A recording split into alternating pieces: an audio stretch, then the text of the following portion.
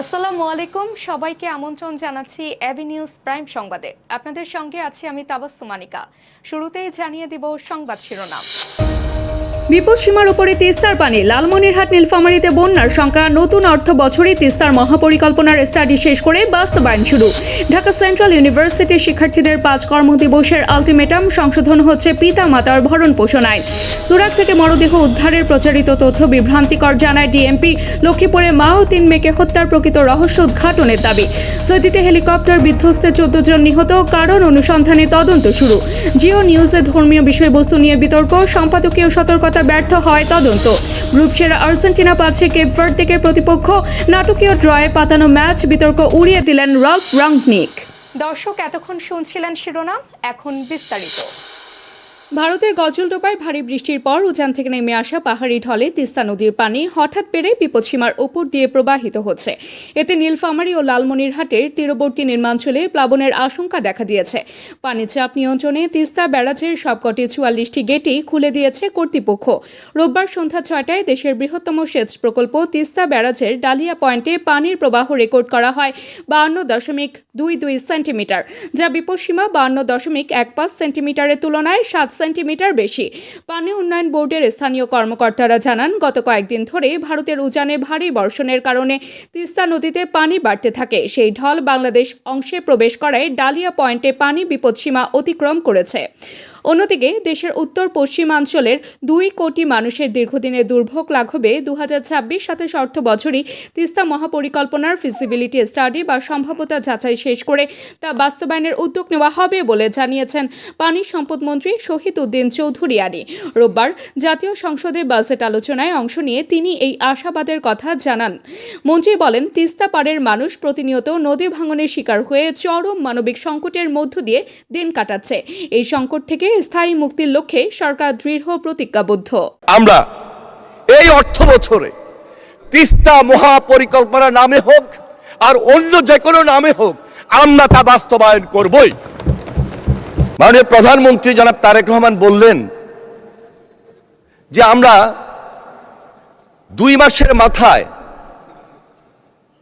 উত্তর পশ্চিমাঞ্চলের মানুষের জন্য, বাংলাদেশের 1 ভাগ মানুষের জন্য, 7 কোটি মানুষের জন্য, 37% মানুষের জন্য পদ্মা ব্যারেজ আমরা বাস্তবায়নের প্রকল্প হাতে নিয়েছি এবং একদিকে সেটা পাস করিয়েছে মাননীয় স্পিকার। এবং তিস্তাবাসীকে, তিস্তা অববাহিকার পাড়ে যারা বসবাস করেন ওই 2 কোটি মানুষকেও আশ্বস্ত করে আসবেন, আমরা এই অর্থ বছরে তিস্তা মহাপরিকল্পনা নামে হোক আর অন্য যে কোনো নামে হোক, আমরা তা বাস্তবায়ন করবই। ঢাকা সেন্ট্রাল ইউনিভার্সিটির রানিং সেশনের সব শিক্ষার্থীকে বিশ্ববিদ্যালয়ের আওতায় অন্তর্ভুক্ত করা এবং 2024-25 শিক্ষাবর্ষের মাস্টার শিক্ষার্থীদের একাডেমিক পরীক্ষা নিশ্চিত করার দাবিতে বিশ্ববিদ্যালয় প্রশাসনকে 5 কর্মদিবসের আলটিমেটাম দিয়েছেন 2024-25 শিক্ষাবর্ষের শিক্ষার্থীরা। নির্ধারিত সময়ের মধ্যে লিখিত সিদ্ধান্ত না এলে চলমান সব ব্যাচের শিক্ষার্থীদের সঙ্গে সমন্বয় করে পরবর্তী কর্মসূচি ঘোষণা করা হবে বলেও তারা সতর্ক করেছেন। রোববার ঢাকা কলেজের শহীদ মিনারের সামনে আয়োজিত এক সংবাদ সম্মেলন থেকে এসব দাবির কথা জানানো হয়। লিখিত বক্তব্যে শিক্ষার্থীরা বলেন, ঢাকা সেন্ট্রাল ইউনিভার্সিটি প্রতিষ্ঠার অন্যতম লক্ষ্য ছিল 7 কলেজের শিক্ষার্থীদের দীর্ঘদিনের সেশন জোট, ফলাফল জোট, প্রশাসনিক জটিলতা ও একাডেমিক অনিশ্চয়তার অবসান ঘটানো। কিন্তু বিশ্ববিদ্যালয় প্রতিষ্ঠার পরও রানিং শিক্ষাবর্ষের শিক্ষার্থীদের বিশ্ববিদ্যালয়ের আওতায় অন্তর্ভুক্তির বিষয়ে কোনো সুস্পষ্ট সিদ্ধান্ত না হওয়ায় হাজারো শিক্ষার্থী অনিশ্চয়তায় রয়েছেন। আমাদের মূল আন্দোলনটাই ছিল একাডেমিক জটিলতার নিরসন, বাট এখনো পর্যন্ত একাডেমিক জটিলতা নিরসন হয় নাই। এবং 24-25 সেশন যে 2025 সালে ঢাকা সেন্ট্রাল ইউনিভার্সিটির একটা প্রস্তাবিত কাঠামো ভর্তি পরীক্ষা দিয়েছে এবং ভর্তি হয়েছে, পরবর্তী 2026 সালে একটা আইন হয়েছে। এই আইনের প্রেক্ষিতে সংযুক্ত কলেজগুলোর সকল 24-25 সেশনের শিক্ষার্থী ঢাকা সেন্ট্রাল ইউনিভার্সিটির শিক্ষার্থী, বাট এরা এখনো পর্যন্ত কোনো ক্যাম্পাসে প্রপারলি নিজেদের পরিচয় চলাফেরা করতে পারে না। নিজেদের পরিচয় যদি সেন্ট্রাল ইউনিভার্সিটির শিক্ষার্থী বলে, ক্লাস থেকে বলা হয় তোমরা ক্লাস থেকে বেরিয়ে যাও, সেন্ট্রাল ইউনিভার্সিটির কোনো অস্তিত্ব নাই। শিক্ষকরা যদি এই ধরনের আচরণ করে তাহলে শিক্ষার্থীরা কোথায় যাবে? অন্যদিকে বাবা মায়ের ভরণ পোষণ নিশ্চিত করতে প্রণীত পিতা মাতার ভরণ পোষণ আইন 2013 সংশোধনের উদ্যোগ নিয়েছে সরকার। প্রস্তাবিত সংশোধিত আইনে শাস্তির মেয়াদ, জরিমানার পরিমাণ এবং কারাদণ্ডের বিধানে প্রয়োজনীয় পরিবর্তন আনা হবে। রোববার জাতীয় সংসদের প্রশ্নোত্তর পর্বে সংরক্ষিত নারী আসনের সংসদ সদস্য নাজমুন নাহারের এক লিখিত প্রশ্নের জবাবে সমাজ কল্যাণ মন্ত্রী আবু জাফর মোহাম্মদ জাহিদ হোসেন এই তথ্য জানান। ঢাকার তুরাগ নদী থেকে একাধিক মরদেহ উদ্ধারের দাবিতে সামাজিক যোগাযোগ মাধ্যমে ছড়িয়ে পড়া তথ্যকে বিভ্রান্তিকর উল্লেখ করে নিজেদের অবস্থান পরিষ্কার করতে সংবাদ সম্মেলন করেছে ঢাকা মহানগর পুলিশ। পুলিশের দাবি, ডিএমপির আওতাধীন তুরাগ, পল্লবী ও রূপনগর থানা এলাকায় এ ধরনের কোনো ঘটনা ঘটেনি এবং এ বিষয়ে কোনো অভিযোগ, জিডি বা মামলাও হয়নি। রোববার বিকেলে ডিএমপি মিডিয়া সেন্টারে আয়োজিত সংবাদ সম্মেলনে এ তথ্য জানান ডিএমপির যুগ্ম পুলিশ কমিশনার মোহাম্মদ ফারুক হোসেন। সামাজিক যোগাযোগ মাধ্যমের বিভিন্ন প্ল্যাটফর্মে তুরাগ নদী থেকে একাধিক মরদেহ উদ্ধার সংক্রান্ত কিছু তথ্য, ছবি ও ভিডিও ছড়াতে দেখা যাচ্ছে। ঢাকা মেট্রোপলিটন পুলিশ অত্যন্ত গুরুত্বের সঙ্গে বিষয়টি খতিয়ে দেখেছে। জনমনে বিভ্রান্তি দূর করতে এবং সঠিক বস্তুনিষ্ঠ তথ্য তুলে ধরতে আজকের এই প্রেস ব্রিফিং। ডিএমপির উত্তরা বিভাগের আওতাধীন তুরাগ থানা এলাকায় এ ধরনের কোনো ধারাবাহিক মৃতদেহ উদ্ধার, হত্যাকাণ্ড কিংবা এ সংক্রান্ত অন্য কোনো ঘটনার সংবাদ পাওয়া যায়নি। একই সঙ্গে এই বিষয়ে তুরাগ থানায় কোনো ব্যক্তি বা প্রতিষ্ঠানের পক্ষ থেকে কোনো অভিযোগ, সাধারণ ডায়েরি বা জিডি বা মামলা দায়ের করা হয়নি। বিষয়টি অনুসন্ধানে প্রচারিত তথ্যের কোনো সত্যতা পাওয়া যায়নি। এ বিষয়ে বাংলাদেশ পুলিশের ভেরিফাইড ফেসবুক পেজ থেকেও ইতোমধ্যে একটি আনুষ্ঠানিক বিবৃতি প্রকাশ। অন্যদিকে লক্ষ্মীপুরের রায়পুরে বাসায় ঢুকে শাহিনুর বেগম, তার 3 মেয়ে সাইমা আক্তার, নাফিসা আক্তার ইকরা ও ফাতেমা আক্তার শিফাকে হত্যার ঘটনায় সুষ্ঠু তদন্ত সহ বিচারের দাবিতে মানববন্ধন করেছে শিক্ষার্থীরা। দ্রুত ঘটনার প্রকৃত রহস্য উদ্ঘাটনের দাবি জানিয়েছে তারা। রোববার বিকেলে রায়পুর সাধারণ ছাত্র সমাজের ব্যানারে থানার সামনে এই মানববন্ধনের আয়োজন করা হয়। এতে কয়েকটি শিক্ষা প্রতিষ্ঠানের শিক্ষক ও শিক্ষার্থী সহ বিভিন্ন শ্রেণী পেশার মানুষ অংশ নেয়। সৌদিতে হেলিকপ্টার বিধ্বস্তে 14 জন নিহত, কারণ অনুসন্ধানে তদন্ত শুরু। সৌদি প্রেস এজেন্সি জানিয়েছে বিধ্বস্ত হেলিকপ্টারটিতে মোট 14 জন আরোহী ছিলেন এবং সবাই প্রাণ হারিয়েছেন। নিহতদের মধ্যে সৌদি নাগরিকও রয়েছেন। কী কারণে হেলিকপ্টারটি বিধ্বস্ত হয়েছে তা এখনও নিশ্চিত নয়। সৌদির জ্বালানি মন্ত্রণালয়ের এক কর্মকর্তা জানিয়েছেন, দুর্ঘটনার কারণ নিরূপণে আনুষ্ঠানিক তদন্ত চলছে। জ্বালানি মন্ত্রণালয় এক বিবৃতিতে নিহতদের পরিবারের প্রতি গভীর শোক ও সমবেদনা জানিয়ে বলেছে, নিহতদের আত্মার মাগফিরাত কামনা করা হচ্ছে এবং তারা যেন শহীদি মর্যাদা পান এর প্রার্থনা করা হয়েছে।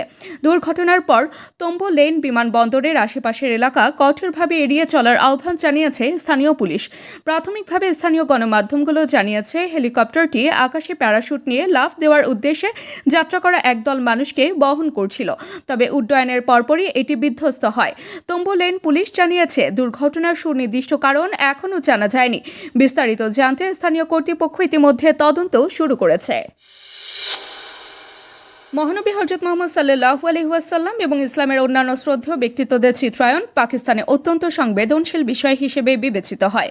অতীতে পশ্চিমা বিভিন্ন দেশে মহানবী সাল্লাল্লাহু আলাইহি ওয়াসাল্লামের কল্পিত কার্টুন প্রকাশকে কেন্দ্র করে দেশজুড়ে ব্যাপক বিক্ষোভ দেখা গেছে।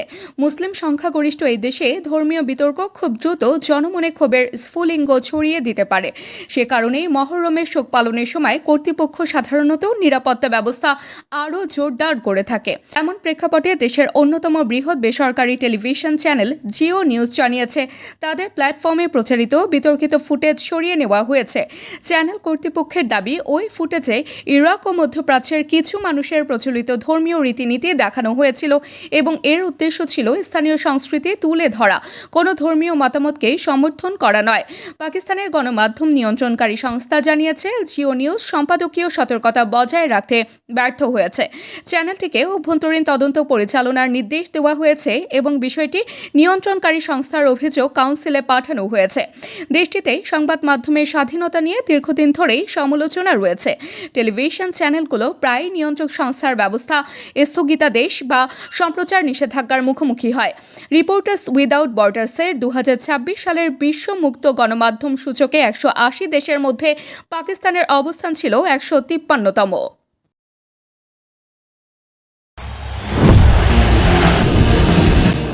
গ্রুপ সেরা হয়ে দ্বিতীয় রাউন্ডে আর্জেন্টিনা প্রতিপক্ষ হিসেবে পাচ্ছে এইচ গ্রুপের রানার আপ কেপ ভার্দেকে। স্পেন, উরুগুয়ে, সৌদি আরবকে নিয়ে গঠিত কঠিন গ্রুপ থেকে নকআউটে উঠে এবারের বিশ্বকাপে বড় চমক দেখিয়েছে আফ্রিকার এই দলটি। আগামী 4 জুলাই বাংলাদেশ সময় ভোর 4টায় মিয়ামিতে অনুষ্ঠিত হবে ম্যাচটি। উল্লেখযোগ্যভাবে এই গ্রুপে ছিল দুইবারের বিশ্ব চ্যাম্পিয়ন উরুগুয়ে, যারা এবার গ্রুপ পর্বেই বিদায় নিয়েছে। কেপ ভার্দেকে হারাতে পারলে শেষ 16তে আর্জেন্টিনা মুখোমুখি হবে অস্ট্রেলিয়া ও মিশরের মধ্যকার ম্যাচের বিজয়ীর সঙ্গে। সম্ভাব্য কোয়ার্টার ফাইনালে প্রতিপক্ষ হতে পারে সুইজারল্যান্ড, আলজেরিয়া, কলম্বিয়া কিংবা ঘানা। 4 দলের কেউই কখনো বিশ্বকাপ জেতেনি। ফলে আর্জেন্টিনার সামনে তুলনামূলকভাবে অনুকূল পথচিত্র তৈরি হয়েছে। অন্যদিকে ম্যাচের আগে থেকেই জল্পনা ছিল তুঙ্গে আলজেরিয়ার বিপক্ষে ড্র হলেই দুই দলই নকআউট পর্বে যাওয়ার সুযোগ পাবে। তাই বিশ্বকাপের যে গ্রুপের শেষ ম্যাচ ঘিরে অনেকেই আশঙ্কা করেছিলেন দেখা যেতে পারে কোনো সমঝোতার ড্র, কিন্তু মাঠে যা ঘটল তা সব সন্দেহকেই চাপিয়ে গেল। অস্ট্রিয়া ও আলজেরিয়ার লড়াই শেষ হয়েছে অবিশ্বাস্য 3-3 গোলের সমতায়। এই ফলে গ্রুপ রানার্স আপ হিসেবে নকআউট পর্বে উঠেছে অস্ট্রিয়া, আর অন্যতম সেরা তৃতীয় দল হিসেবে শেষ 32 নিশ্চিত করেছে আলজেরিয়াও। তবে এই ড্রয়ের ফলে বিদায় নিশ্চিত হয়েছে ইরানের। ম্যাচের নাটকীয়তা এতটাই তীব্র ছিল যে পাতানো ম্যাচ বিতর্ককে সরাসরি উড়িয়ে দিয়েছেন অস্ট্রিয়ার প্রধান কোচ রালফ রাগনিক। দর্শক, এতক্ষণ আমাদের সঙ্গে থাকার জন্য ধন্যবাদ। সর্বশেষ সংবাদ পেতে ভিজিট করুন আমাদের ওয়েবসাইট www.abnewsinternational.com-এ। সেই সঙ্গে নিয়মিত ভিডিও নিউজ পেতে আমাদের ফেসবুক পেজ ও ইউটিউব চ্যানেলে চোখ রাখুন।